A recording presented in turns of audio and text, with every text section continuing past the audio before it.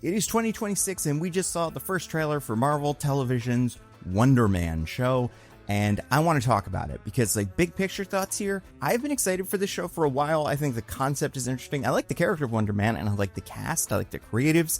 But seeing this trailer, I think, was the first time I actually saw, like, what the vision of the show is, like what this show is. And no, I'm not talking about the character of the Vision, although the character of the Vision does make a very small appearance in here, which we'll talk about. This is the first time I feel like I saw this show and I understood how it's all going to come together. I don't mean like how it's going to end. I mean more like why this take on Wonder Man now. What are they trying to do with it? What are they trying to say? And I think I see it and I think I'm kind of excited. I think there was a lot of things we saw in this trailer and I just want to talk about it all in big picture sense. I'm not trying to spoil anything. Not that I think there is that much you can just spoil from a trailer like this. Although every time I do one of these videos and I like watch the trailer and I kind of look at it and see what's interesting, every so often I'll like go back after the movies come out and watch the trailer again and go, oh man, that shot is like the last shot of the movie and I didn't even notice. Like, of course that's from very near the end. Like, that's really important. How did I not notice that that guy was over there? It's you know, it's interesting to look back at stuff like that. All right, so first thing up front, this trailer showed up on YouTube today. I don't know if this is the first Marvel trailer that has done this, but it definitely feels like one of the first that is released in 4K. I like that. I think that is good. I think the show looks nice, and like I think it's a solid looking show, and I think more of the Marvel trailers should do that. Seeing Cyclops in 4K is going to be exciting. I'd say the vibe of this trailer, very energetic, trying to evoke kind of the energy of Hollywood being strange and exciting. A lot of stuff's happening all at once. The trailer focuses on the three main actors. You've got Yahya Abdul-Mateen II playing Simon. Then you've got Ben Kingsley playing his most bizarre character that has been in three of these. Like, it's bizarre that this character has managed to show up a third time. But Trevor Slattery from Iron Man 3 and then Shang-Chi and Legend of the Ten Rings. And then you've got Zlatko Buric, who plays the director of this movie, Kovac. He seems like he's going to play a big role in this show. And I think that's fun because I like the idea that not only are they trying to make this movie, but they're trying to do it the same way that, like, and I don't think this is exactly who he is, because they could just make this like The Studio, right? Or any of those shows where it's like, this is what Hollywood's like. You have these, you know, really, really easy, pliable directors that come in and they're really, you know, corporate and stuff. But I like that there's an added layer of, like, in the Marvel Cinematic Universe, in the universe of the MCU, we're at the point now where, like, they do drag a Chloe Zhao out of prestige movies with, like, a nice check and like an interesting movie and maybe something they're connected to, like projects they're connected to, and they get prestige directors to do these movies. Like, what is that like? How does it make the process more chaotic, maybe more artistically interesting? I think this is fun. This trailer, they're laying it on the prestige a little bit of these actors, because like Ben Kingsley, very prestigious actor. Yeah, Abdul-Mateen, prestigious actor. Obviously not, you know, as old as Ben Kingsley. So he doesn't have the storied career of Ben Kingsley. But then Zlatko has one award, which I had to look this up because it is a real thing. It is a Swedish award he got for Triangle of Sadness, which is probably where most people know him from besides Superman. But like, I think it's interesting that they're trying to play that up. Yeah, see with these three characters. In the first teaser that we saw, the conflict seemed to be, will Simon get the part of Wonder Man? And obviously the answer is yes, otherwise the show is going to be really boring. But also it's like, then who cares, right? Like, the conflict that you've set up in the trailer, I have no interest in the resolution of it. Like, I hope it's fun to watch this guy do his thing, but like, you know, what is that show even? With this trailer, we get a new conflict that I think is far more interesting. And it is, Simon wants to be in this movie. But the thing that's holding him back now is, like, I'm assuming just because there's such liabilities, superheroes are not able to act in movies. Like, Hollywood does not want them. So Simon has to hide this part of himself so that he can play this character. I think that's interesting. The idea of a superhero who has a double life or secret identity, and the idea that Simon in this world doesn't necessarily have a double life, because it doesn't seem like he's doing Wonder Man stuff the same way that like Spider-Man or Daredevil have like day jobs and superhero jobs. It seems like he is suppressing that side of himself because he finds it uninteresting, or maybe it's too dangerous. That is also an interesting angle of, like, he's a superhero, but he'd rather be an actor. Like, that is a more fun job and one that's more fulfilling for him in this world, in the MCU. I like that. Speaking of Simon Williams being a superhero with superpowers, what are his superpowers? Well, we see those in the trailer for the first time, although they were in one of the teasers a little bit. But the idea here is Simon has some sort of like energy projection power that seems to be able to manifest as strength, but also just like waves of purple, it seems like energy that he radiates when he is emotional. So like we see mostly angry, gets really angry, breaks that table, or like when he's getting nervous, he's shaking, things in the room are moving around a little bit. So that's fun, because now we're doing what your superpowers are on the outside mirrors what you're doing on the inside. So it's like a way to externalize this internal conflict. That's always fun. I like that we do have a little bit of a purpley power signature. Like I said, it's mostly in the eyes, but like perhaps if he fully embraces his Wonder Man-ness, he is going to be firing like purple beams of energy or whatever. Maybe he will even turn purple. And I only bring up the purple because like that is how Wonder Man usually works. And really basic. I think every time I do one of these videos about Wonder Man, I give the spiel for like how Wonder Man works, but really simple in the comics. Simon Williams is a trust fund kid who I believe gets screwed over by Tony Stark or something. So he aligns with the villains. They do experiments on him, ionic experiments. He pretends to be a good guy to infiltrate the Avengers, and then the villains use him to defeat the Avengers. But he has a change of heart, becomes a good guy, and then fights the bad guys. But he dies because he is exposed to this radiation, like I said, this ionic radiation, but that at the time just makes him very strong and durable.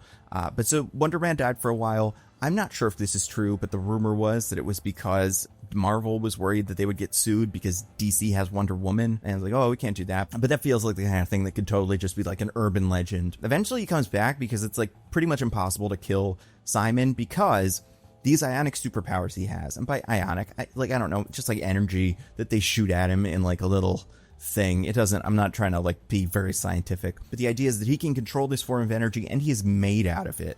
So even if you kill him, he just kind of reforms. He's able to reform as just like a person, but also he can just be pure ionic energy. So like Simon is one of the more powerful Avengers. Like it's interesting that we're introducing Sentry, Franklin Richards, and then we're going to have Wonder Man, because like those are three real heavy hitters that immediately outclass like Captain America and Ant-Man and all those other guys. But so usually his powers are, you know, strength, flying, energy projection, stuff like that. Sometimes he needs a jetpack to fly. That eventually changes. His vibe after he comes back from the dead is that he's kind of scared of dying again, even though he doesn't know he can't die, so he doesn't want to be a superhero. So now we're getting into kind of what is common about both these stories. Simon doesn't want to be a superhero even though he has superpowers.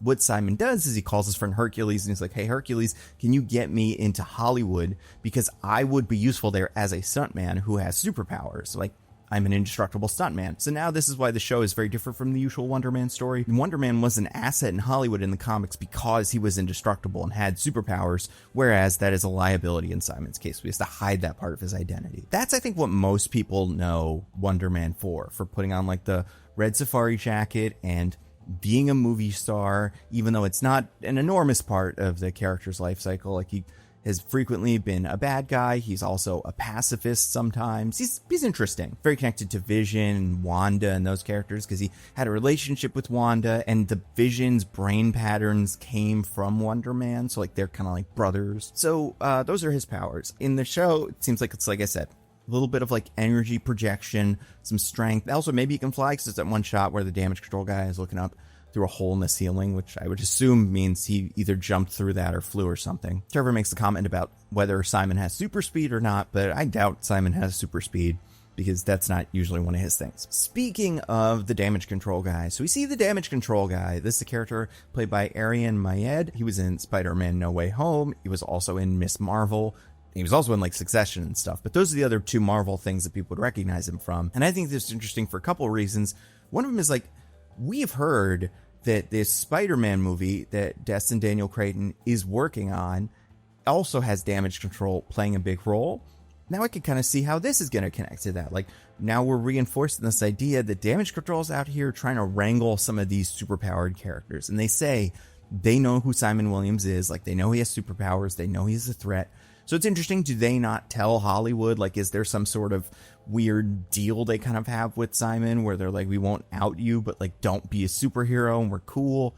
Maybe that's it. I do feel like this character from Damage Control traditionally was like the less bad one, because like in Miss Marvel, Damage Control is run by a different person and she goes way overboard, and this guy has to come in and be like, don't do that next time. So like, if he's not a bad guy, it's interesting, because then what role does Damage Control play? Are they just trying to control damage? Like, are they trying to stop superheroes from knocking over buildings, or are they trying to clean up after them? Or are they a more proactive, like, superhero monitoring agency, because it would appear they were originally the second thing, right? Picking up after superheroes. And we saw that in the Spider-Man Homecoming movie. But now it seems like they're monitoring all of the superheroes, and that is an interesting idea, especially because of how X-Men may factor into that in the future. So we do see this character. There's a handful of characters we don't see in this trailer at all, which I'm fine with. Or if we see them, we only see them very briefly. One is Ed Harris, and that seems to be because he's not in this show. There were rumors that he was in the show as maybe like an agent or something like that, but now that seems like that was just maybe speculation. The actual actors who are confirmed to be part of this series, the big three that I think we were missing: Demetrius Gross playing Simon's brother, who is a villain who eventually becomes the Grim Reaper. He's not here at all. Lauren Glazier seems to be Wonder Man's girlfriend. We see a little bit of her, maybe like an ex-girlfriend or something like that, but we don't really get too much of a focus on her here. And then Byron Bowers, I don't think we see any of him here. He is confirmed to be playing a character named Doorman, who is a member of the Great Lakes Avengers. Now, the Great Lake Avengers are all mutants, except for Squirrel Girl, kind of. But, the rest of them are mutants. And I think it's kind of interesting, because in this universe, we don't have an explanation for how Simon works. And I think the inclusion of Doorman is interesting for no other reason than just, Great Lake Avengers are fun. They're the superhero team formed of complete, D-listers who wanted to be an Avengers kind of team. I would say what they're most known for is Squirrel Girl was a member of that team for a little bit. Besides that, Mr. Immortal, who was in She-Hulk, is also a member of the Great Lake Avengers, although he's not traditionally an older man. The other characters of note are Flatman and Big Bertha, which you haven't seen any of them. But they're all mutants who do not join the X-Men, not because they don't want to, well, kind of because they don't want to. They don't really seem to care about the mutant civil rights parts of it. They just want to be superheroes because it is what they want to do. They need jobs, and it is a job for people who are flat or can walk through walls, which is what Doorman can do. He can make himself a portal for you, which is a very specific power, but it comes in kind of handy. But yeah, Doorman's inclusion here, and the Department of Damage Control being on Simon's case makes me wonder, are they going to just make Wonder Man a mutant in this show? And if you don't, why not? Because Wonder Man in the comics gets his powers from exposure to ionic radiation, which is similar to how the Hulk gets his superpowers. Very frequently, a guy will get bitten by a radioactive whatever, and that's where he gets his superpowers. If you're not one of those guys, and you're not bombarded with cosmic rays or a science experiment guy, where a lot of these guys get their powers is either they're in humans, sometimes, less frequently now, or X-Men. But that is not the only way you can work in Marvel Comics. There's plenty of characters who have what is a superpower, but are not mutants. I said the big two that come up are Bullseye and Taskmaster. In the comics, Bullseye has perfect targeting. He can hit any target except for the ones that are the superheroes that if he shot them and they died immediately, it would make the books worse. But he could turn any object into a weapon, but he is not a mutant. Same goes for Taskmaster. Taskmaster has photographic reflexes, which means he can see and copy any fighting style. It is an innate power. It is not something he seems to have to train or a skill he has developed. It is something that his brain and body can just do, but he's not a mutant. But in the MCU, we don't have very many of those. Either you were a science experiment, or you have a special suit, or you're magic. Magic is an option. But the Bullseye of the MCU, while he does seem to have powers, they don't feel as exaggerated as the Bullseye from the comics, so it doesn't feel like that big of a deal. And then the Taskmaster in the MCU does not have superpowers at all. They're a robot suit mixed with computer chips. So it might be weird if they introduce Simon and they're yeah, this guy just has superpowers and don't worry about it. And the fact that they're doing this right around when the X-Men are going to be introduced and when that is going to become a big focus of Marvel, I don't see why you don't just make Simon a mutant. And to be fair, you could make him the product of ionic radiation or whatever. But because of how that comes about in the comics, it is deliberately something he does to get superpower. It just doesn't feel like what this character would do. And also, it doesn't seem like he's a trust fund kid because he is kind of a struggling actor. Although you could make the case that maybe that's part of it. He's just kind of a Nepo baby, but his dad owned an ion producing company instead. I don't know. But the more I've thought about this, the more I'm yeah, I don't really mind if he's a mutant, actually. He has, strong relationships with Wanda. He's had relationships, characters like Rogue. He was on the Avengers Unity Squad when it was Avengers and X-Men. His best friend is Beast. They are good friends. So, yeah, why not? I don't know, make him a mutant. Don't make him an X-Man, but make him a mutant. And make that a thing in the MCU. There are a lot of characters who are I'm a mutant, but I'm not going to that school and fighting the big blue Egyptian man. They're doing their own thing over there. I'm just trying to live my life. The only other thing I want to talk about real quick is Wonder Man himself, like the figure that exists in this universe, because this movie is a remake in universe of an older Wonder Man show that I would say was reminiscent of like Flash Gordon or like first generation Star Trek. It's got those same cheesy effects, but it has a character named Wonder Man in it who has like a kind of traditional Wonder Man suit. Also the helmet, you could see that in some of the posters. But like, we have no idea what this reboot is, if Simon is going to be wearing like a superhero costume. So I'm excited to see how they play that. It's interesting because in the last couple of years, we've gotten a lot of shows that are this. Like, what if they made a parody of a superhero movie or something like that? There was the franchise on HBO, which didn't really go anywhere. And then there was the studio on Apple TV Plus that was a big hit, and I would say was more broadly about Hollywood, but definitely talked about superhero action movies and some of the pitfalls with making those. But it's funny because apparently Wonder Man was finished a while ago, but because they didn't want to overwhelm people, Disney just didn't release it for a while. So it should have come out before them, but apparently it's going to come out after. So if people think Disney's copying these other guys, it's like, not really. It's kind of the other way around. But if you try to get a sense for what Wonder Man is going to be in this show, like what the Wonder Man movie is, you see Kovac has this big mood board of all kinds of things. Some of them are superheroes. Everything on the left seems to be mostly like actual superheroes that exists. Maybe that's just like the look for the costume, which that'll be fun. It'll be fun if Wonder Man has all those stupid Marvel lines and like everything's, you know, overly segmented and stuff like that. You also see like patterns and fabrics. Then you see spaceships, which I guess makes sense. You'll have a spaceship. And then you see alien races. I only point this out because, so I wasn't sure about this. On closer inspection, I don't think the blue people in the bottom right corner are Na'vi from Avatar. But we know they exist because Moon Knight mentioned them in the first episode of Moon Knight. Blue people. Love that film. I do think there is a spaceship near the top of the spaceship board that looks like the Firefly ship, which is funny in its own way because like Nathan Fillion from Firefly was kind of supposed to be Wonder Man in Guardians of the Galaxy 2, but then that got cut, so it didn't matter. We're not going to do that version of him anymore. And we see the superheroes that it seems like they're going to base Wonder Man's look off of, Vision being one of them. You can see like an image of Vision there. You can also see like shots of Cap that I remember seeing as promotional material. You can see a shot of Thor from a scene in Thor Love and Thunder. The only one of these that doesn't fully work for me is the one of Iron Man, because you can see Iron Man when the Heartbreaker armor, I think, flies in Iron Man 3, gets close to the camera. Like, all the rest of these do look like just like pictures a person would take. That one is a shot from a movie. So unless they made an Iron Man movie in universe, that's what that's from. Kovac shouldn't have that image. But all the rest of them I think are good. And like, I like the way that this is put together. This is apparently one of the only Marvel things that was filmed in LA, because it is filmed like on their lot, I guess. Same way they filmed some of She-Hulk on, I assume, the Disney lot. That's cool. I like that element of it. It's been interesting recently because I also really enjoyed the show I Love LA, which was another like kind of here's what it's really like kind of thing. And I don't think this is going to tell a very realistic story, but I am excited to see this perspective. I also like, speaking perspective, like I think there's a world where part of this, and I'm also interested, we didn't really get any of this, like Simon is black in the show. He usually isn't in the comics. In the original Wonder Man in this universe, in these movies, is not.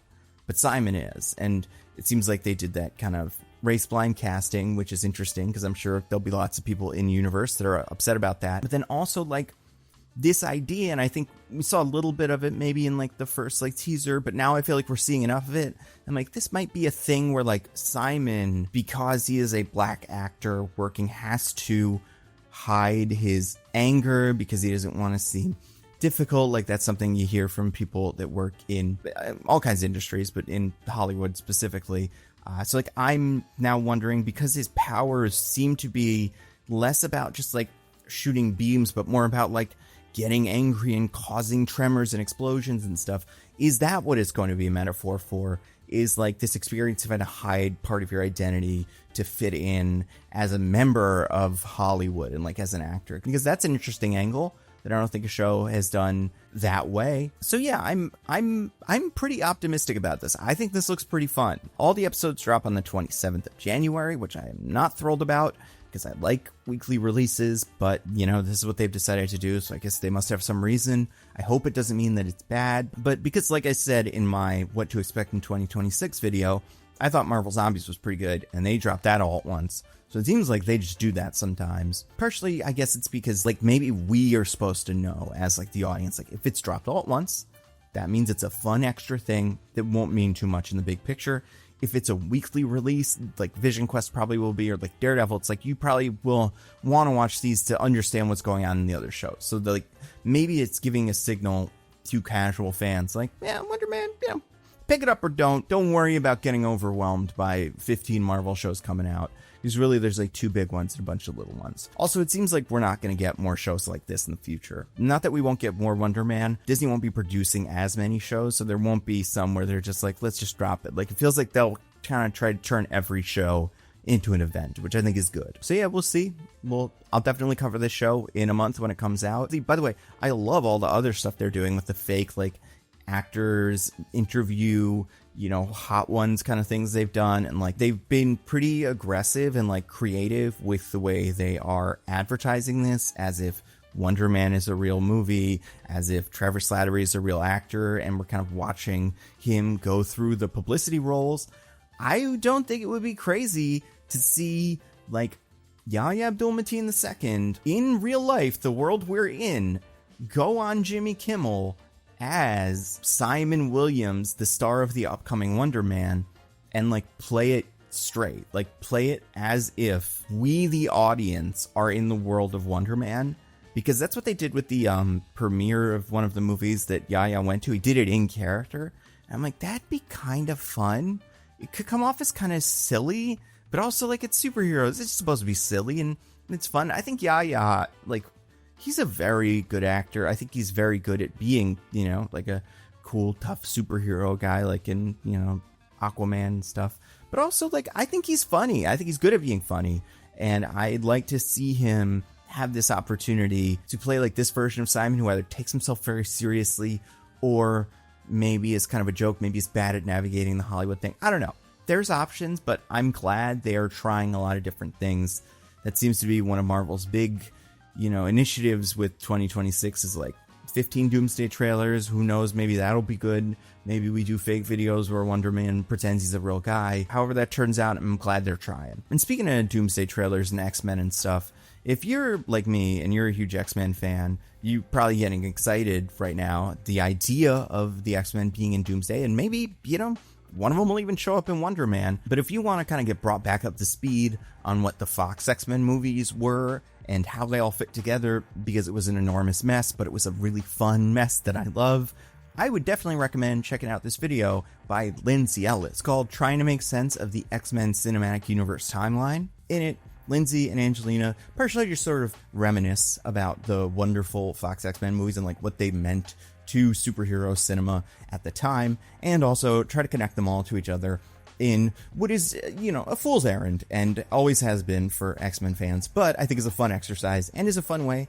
to just remember what we loved about these movies, kind of why they're fun and quirky. And that video is an hour and a half long. I don't know if technically it is longer than any X-Men movie to date. I would have to assume if it is, it's probably either X-Men Origins Wolverine or New Mutants or Dark Phoenix. Maybe those to me feel like they would be the shortest ones just because they're not that great. But you can watch Lindsay's video right now exclusively on this video sponsor, Nebula. You guys have heard me talk about Nebula before. It is a subscription streaming service that I helped to create. A bunch of us video essayists, and I don't call myself a content creator, but content creators got together and were hey, these platforms we have to work with, they're great, but they have some problems. And the big one is we wanted to just make great videos, give them to you guys. We wanted to make a nice, clean, well-organized place where you can go to watch all of our videos. They all go up early, so every Nando V Movies video and Nando Cut video go up early. They're all ad-free. You can download them to your phone, which is a feature I don't hear nearly enough people talking about, but it is incredibly useful. If you don't want to have to eat up all your data or deal with the Wi-Fi at the gym or something, download some videos. You'll have them with you. Also, this is a thing that wasn't a concern when we started Nebula, but has become a concern when talking about the other platforms is, I don't know about you, but when I jump onto other platforms, I am flooded with AI. We were talking about it just now in regards to the Thor trailer. It is everywhere, and it makes finding information, especially useful information, really, really difficult because you don't know if it is being made by a person, and if it's not being made by a person, A, you don't want to support it because AI is bad, but B, like if you're trying to learn something or get some information, AI just makes stuff up. So like I have gone to so many videos trying to learn things about comic book characters that I kind of know some stuff about, but don't know everything about. Like, oh, I want to get brought up to speed on like the full story of Cable or something like that. And just immediately you hear something and you're like, that's not true. Oh, this is AI. Okay. Yeah. Ignore that. The videos on Nebula are all made by real people. And that didn't used to have to be a selling point, but now I think it might be the best selling point. There's also all kinds of cool videos you can only find on Nebula. Like Lindsay makes videos almost exclusively for Nebula. One of her most recent videos was about Bluey adults, and the one after that was about dash cam footage, so it really covers a pretty wide spectrum of things. Then you've got short films like Patrick Williams' Dinner Plan, or series like Maggie Mae Fish's Amy's Dead End Dreamhouse. And you have what we haven't like fully announced, but will be coming out sometime next year, our show Subliminal. It's our first like dramatic series. I wrote an episode. I think it's pretty good. I've seen parts of it now because it's like coming together and been edited and all that, and like it looks great. I can't wait for you guys to see it.